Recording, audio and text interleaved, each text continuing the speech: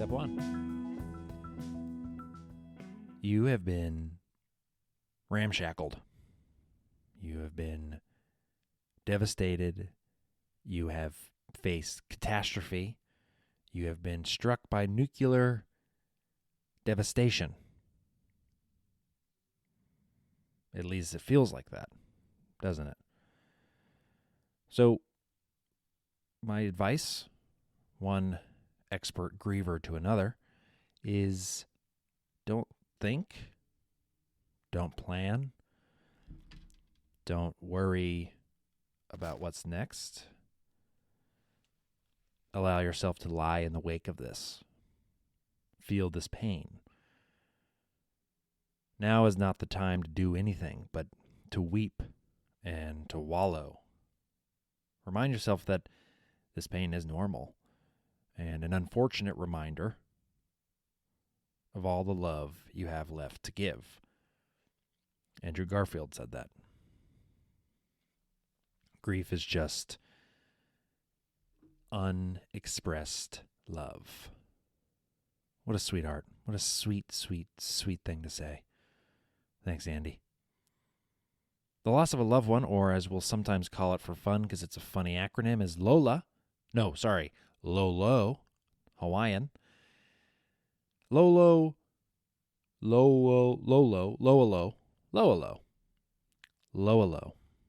Loss of a loved one. Loalo. It's Hawaiian. It's crushing. It's confusing. And it does feel kind of like a cruel joke. Kind of like you're being mocked. Thanks a lot, Jesus. You fucking mastermind of pain, cruelty, and misery. But it is bullshit. I mean, truly. And honestly, and you know that. I know that. You've been robbed. Robbed of what could have been. That's unfair. And you do deserve better. So take this time. Be angry. Scream. Break shit. Flip over a fucking table or something that has a bunch of stuff on it. Like glass and glasses of milk and shit. Maybe not milk. Just fill up a bunch of glasses with water and flowers, pretty stuff, plates, that plate of brownies that your aunt just brought you. All that. Put all that on a table, or just find a table. Go somewhere. There's tables everywhere. Once you start noticing tables and how frequently they are just places with stuff on them, you'll be like, holy shit, I could have been flipping tables over this whole time. And no one will be any of the wiser. I mean, you might then become the guy that like the table flipper guy that people don't trust you around tables full of stuff anymore. But there's a period of time where you can just kind of flip over tables.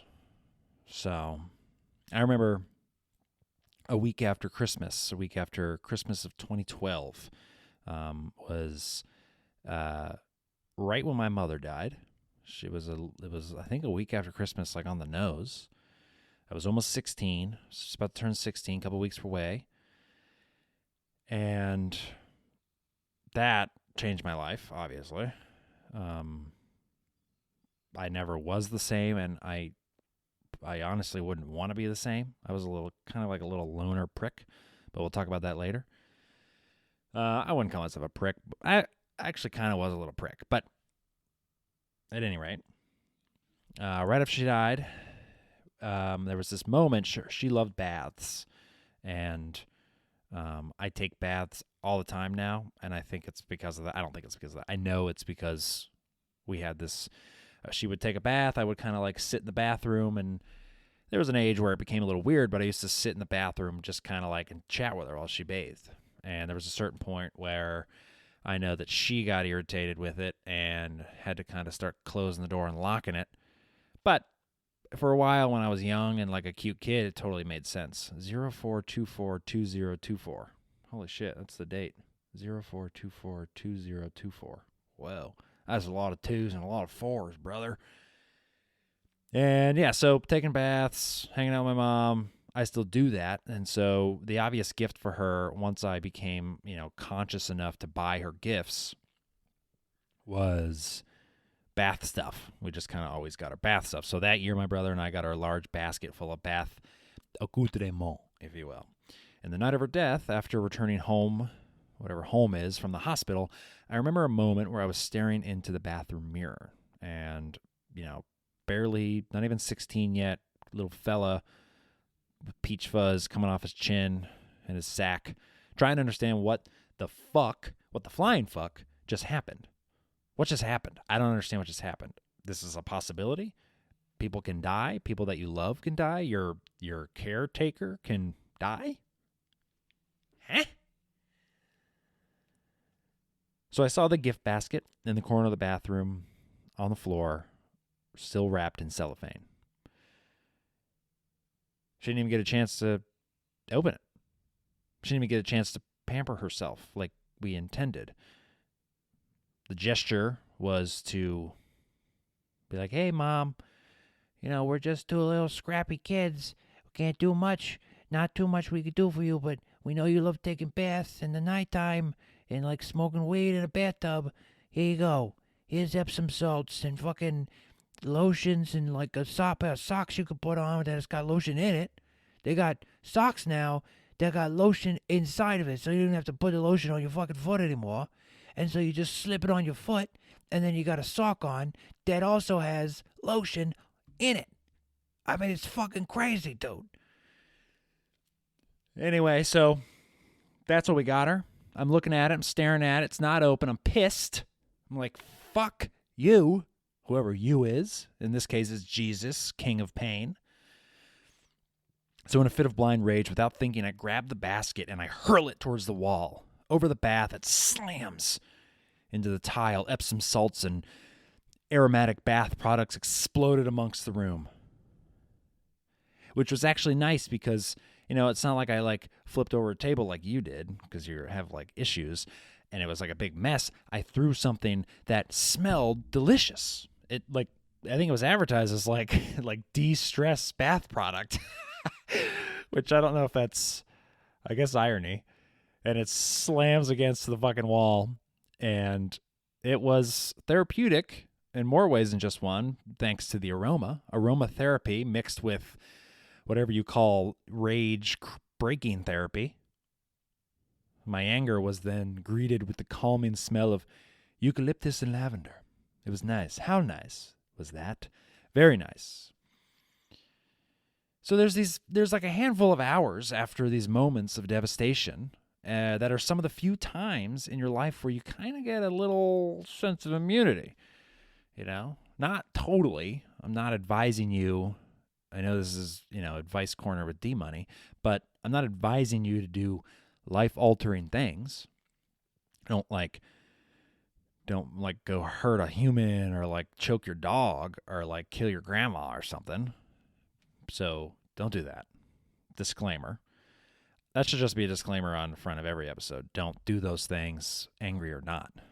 So, but people won't judge you for random little fits of rage. Go take a plate and smash it on the porch or something. Do the table thing just once, though. I know all you're thinking about right now is doing the table flip. Table flip's sick. You'll feel like you're in the WWE.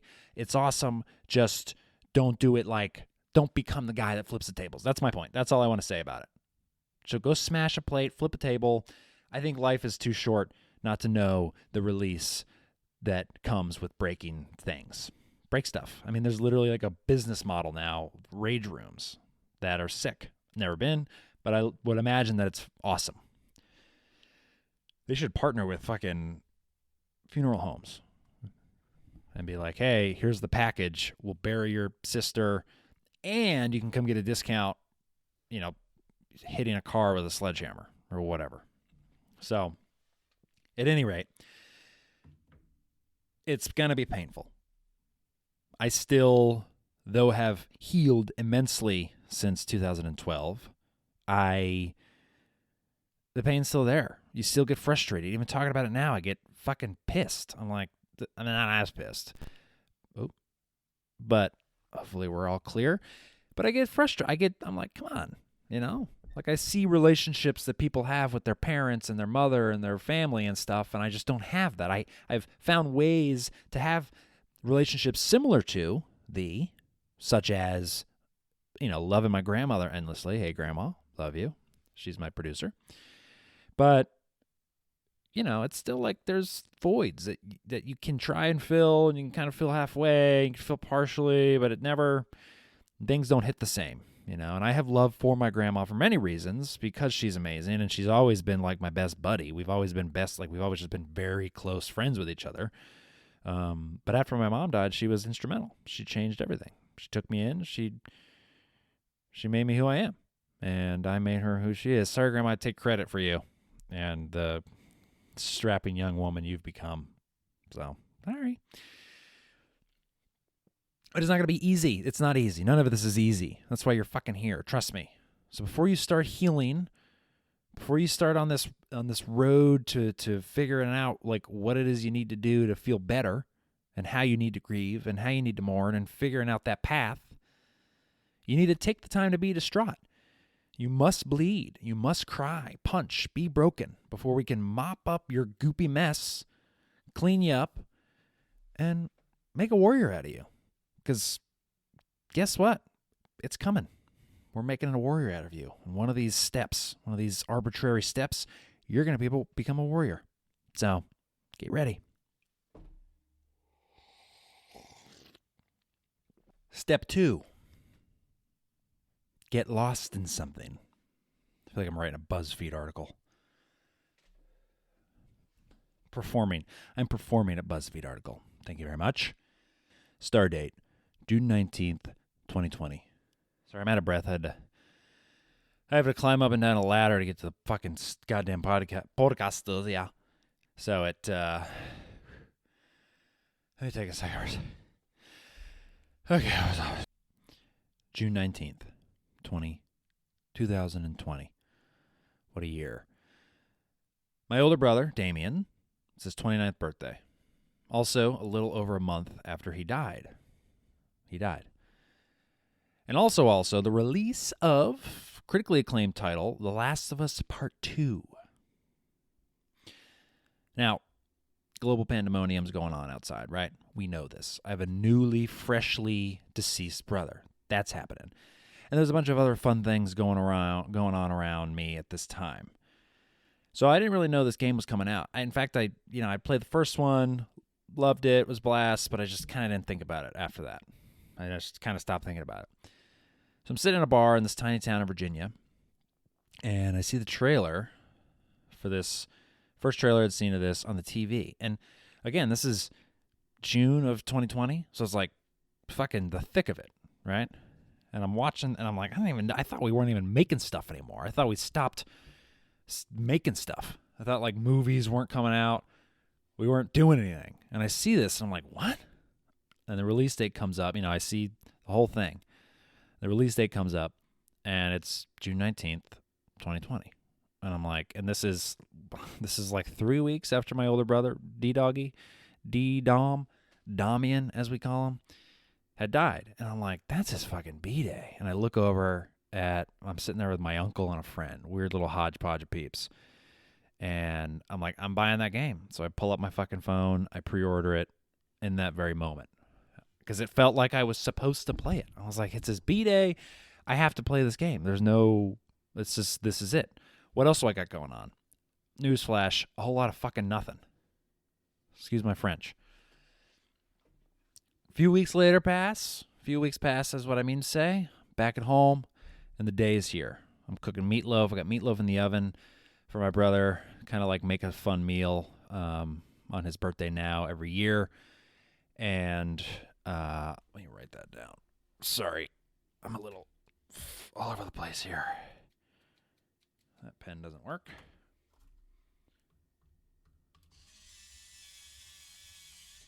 Trusty pencil sharpener. What cool. Pencils are so cool. Pencil sharpeners are even cooler, but them together is cool. All right. What are we? Birthdays become yours.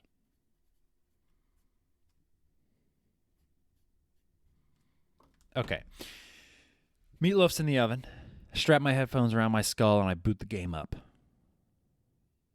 And I know, even mere minutes into this game, with Gustavo's iconic, bittersweet melody leading me into the game. Do you know this melody? Dude, this melody is iconic. Fucking iconic. I wonder if I can loop it in here. Or do this like Last of Us intro song. Disaster duo. That sucks. Fleas and ticks suck too. Seresto can help with this one. The #1 vet recommended flea and tick collar for 8 continuous months. Stop sucking with Seresto. Imagine you start the game up and you hear that. Imagine the emotions that you start feeling. I'm just kidding. YouTube fucking sucks. All right, here you go. Oh, just hearing it right now. Oh!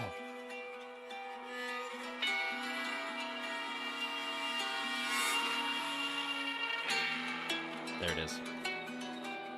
Are you fucking kidding?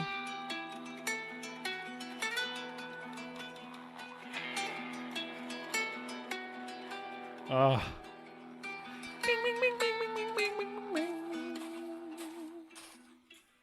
Off the chain. Off the chain. I have goose flesh head to toe right now. So that comes on, right?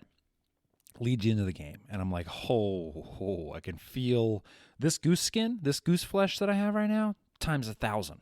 Up my neck. I have goose flesh on my eyes, which I think is just crying. I was started to cry.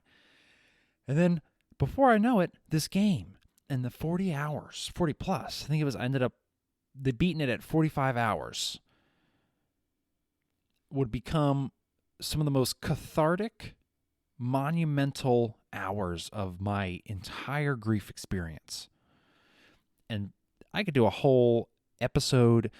I could do a fucking dissertation on this game and its experience, but I'm going to try to keep it short and sweet here. But if you've played the game, you know the themes. You know the themes of it.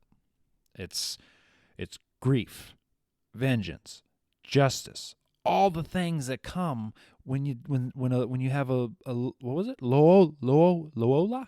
When you have a Loalo.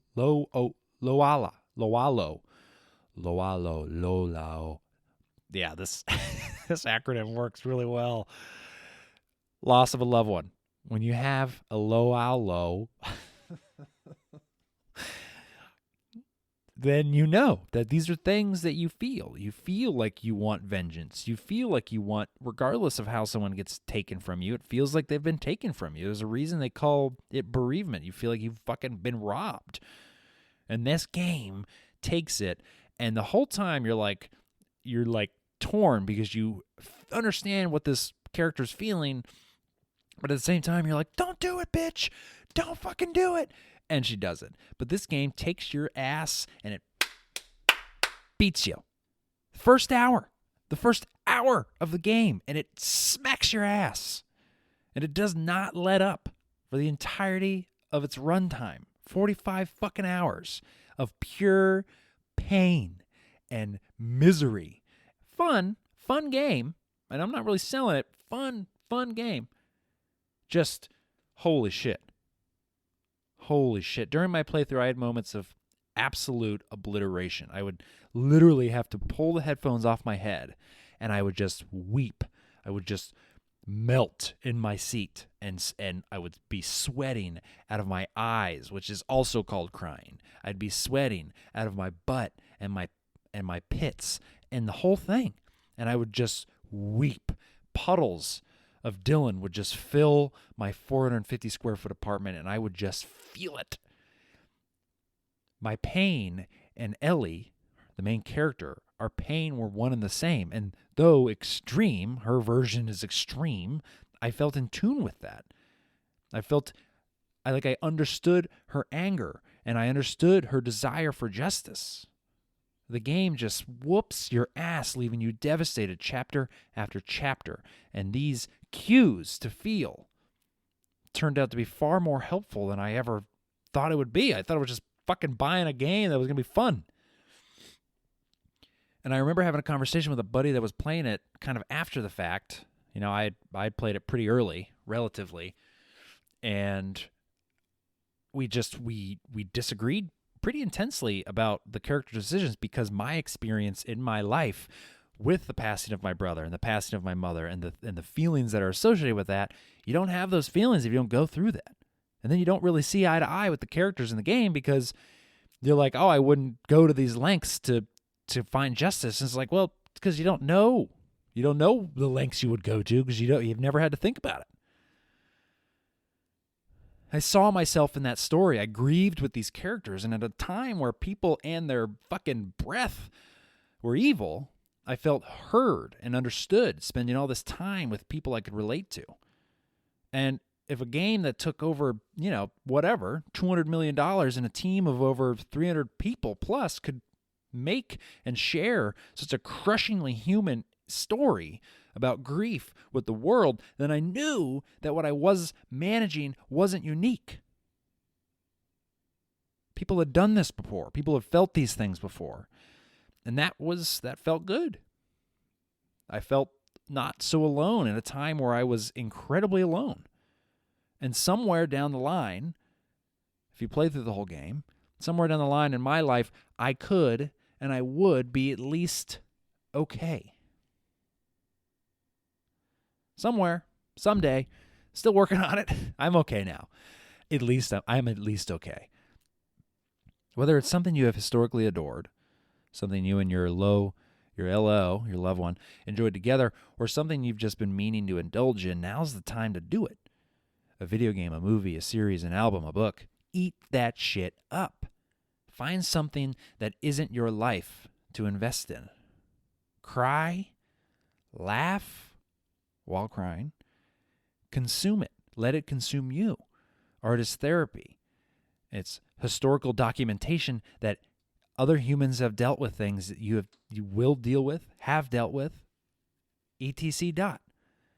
And there's no shortage of it because we've been making art for fucking ever. So get lost in it. Step 3. I don't even want to call these steps. But this is my 7-step program to get shredded fast. And by shredded, I, of course, mean get over the loss of your loved one, your lo'ala, your lo'alo.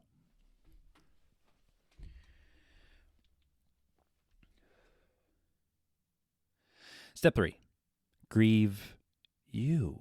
I'm a big believer that grief can be an opportunity to just reset. Both of the big experiences in my life that I've dealt with the passing of my mother and then the death of my brother a decade later. God, that latter kicks my ass. I'm out of breath again. Both have been opportunities for me to kind of check in and really make hard decisions on who it is that I want to be going forward. I mean, you're actively enduring a life-altering event, and I can tell you and guarantee you that you will not be the same person that you once were. I mean, you used to be a relaxed guy, and now you're that guy that goes around flipping tables over in the middle of dinner, thanks to me. You've changed. So what? For a while, this feeling kind of sucks. You kind of liked who you were. And now as you look around at your family picking their lasagna up off the floor, you're not so sure you like where this is heading. To be frank, whoever Frank is, when someone close to you dies, anyone you love, so do you. One of the things that makes for such difficulty in grief is an aspect that doesn't truly, I think, get discussed enough. You're sitting there, minding your own business, mourning your dead person, when you realize you're stacked with this other nasty, gnawing feeling of emptiness. You're simultaneously having to grieve yourself, the person you once were. When's that funeral?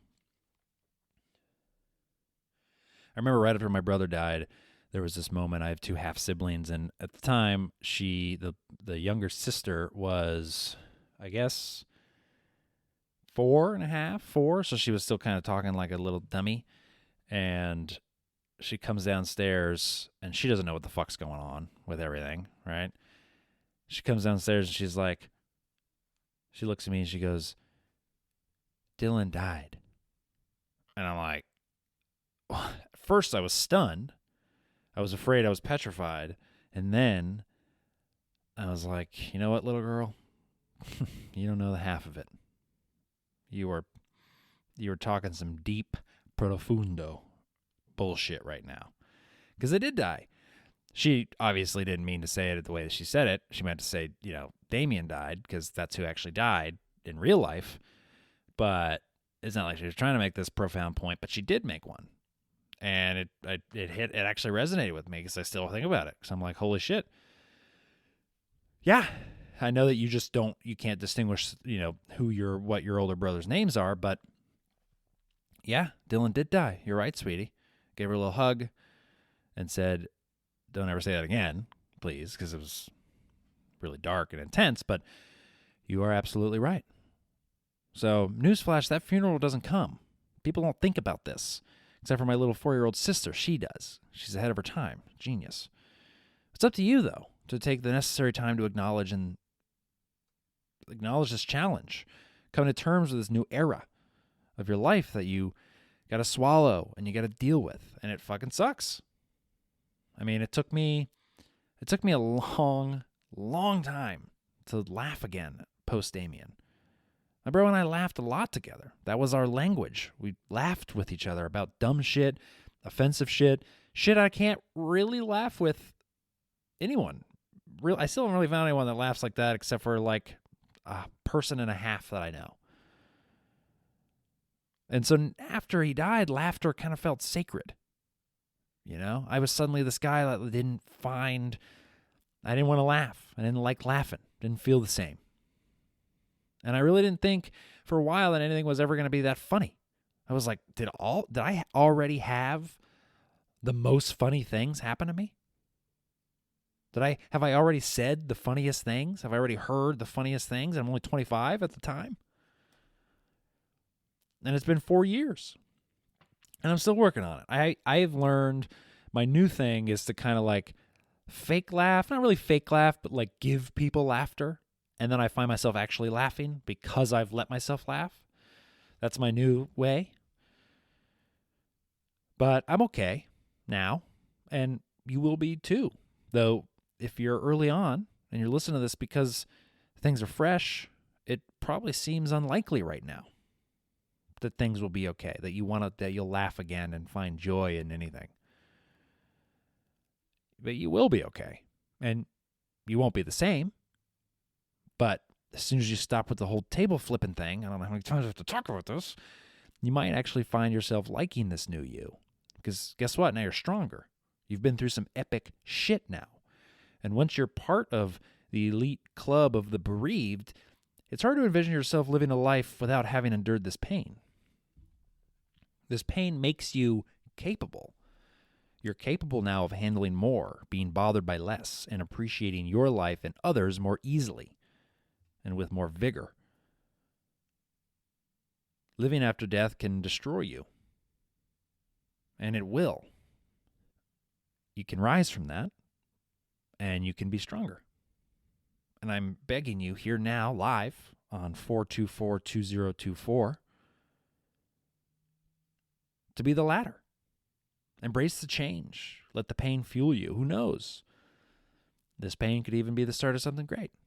Like a podcast that you record once every couple of years. That you have a bunch of stickers for sitting around the house, but the podcast isn't really like out. The podcast is more of a memory. Like that could be you. So do with that what you will. But take the time, because you will change, but it will get better. And I think the sooner you acknowledge the fact that you're not going to be the same, that you're now on this new chapter of your life as someone else without your people, that your LOs, the sooner you can get over it. And you don't get over it, you get on with it. So get on with it. Love you.